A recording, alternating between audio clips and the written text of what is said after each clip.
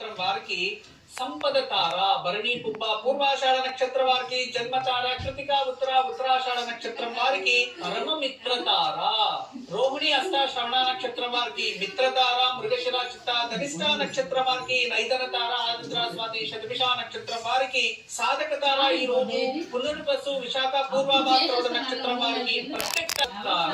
ఇదే ఈ రోజు తారాబలం. గురుజీ మీకు ఈ రోజు మన సంప్రదాయం తెలియజేస్తున్నారు.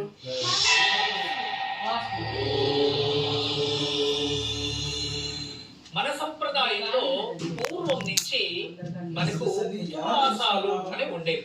అంటే వాళ్ళకన్నా ఎక్కువ ఆరోగ్యంగా మనం ఉండేవాళ్ళం.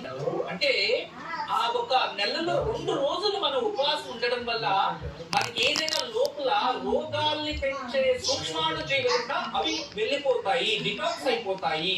నెలకి 2 రోజులు మాత్రం ఉపవాసం ఉండాలి, నీరు మాత్రం సేవించచ్చు, ఉపవాసం ఉండాలి. ఇక మిగతా రోజుల్లో భోజనం మీరు సేవించచ్చు. సంవత్సరానికంతా 24 ఉపవాసాలు, నెలకి 2 ఉపవాసాలు అని మన శాస్త్రము వేదం చెప్తుంది. దాన్ని విదేశాలు కూడా ఫాలో చేస్తున్నారు. విశేషంగా రేపు ఇంట్లోనే దేవుడి ముందు 2 నెయ్యి దీపాలు వెలిగించి ఆరతి తీసి ఇంటి బయట తులసి చెట్టు ముందు ఆ ఎర్రటి నీరుని వేసేయండి.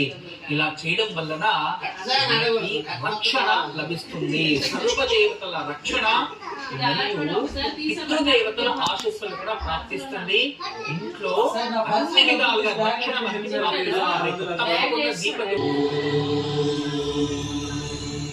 ఈ రోజు సాయంత్రం ఇంట్లో శివలింగం లేదా దగ్గరలో ఎక్కడైనా మనమే అభిషేకం చేయడానికి ఎక్కడైనా శివలింగం అవకాశం ఉంటే అటువంటి చోటు ఒక చెంబు నీళ్ళలోకి ఒక చిటికడంత తెల్ల ఆవాలు వేసి సంకల్పం చేసుకుని వెళ్ళి అభిషేకం చేసిన ఆ నీటితో ఇంట్లో అభిషేకం చేసిన మన ఇష్టార్థాలు త్వరగా సిద్ధిస్తాయి. మీరు ఏదైనా సంకల్పం చేసి ఆ నీరు ఖచ్చితంగా త్వరలోనే ఆ సంకల్పం నెరవేరుతుంది. సంకల్పం నెరవేరేందుకు ఈ రోజు సాయంత్రం ఇంట్లో గాని శివాలయంలో గాని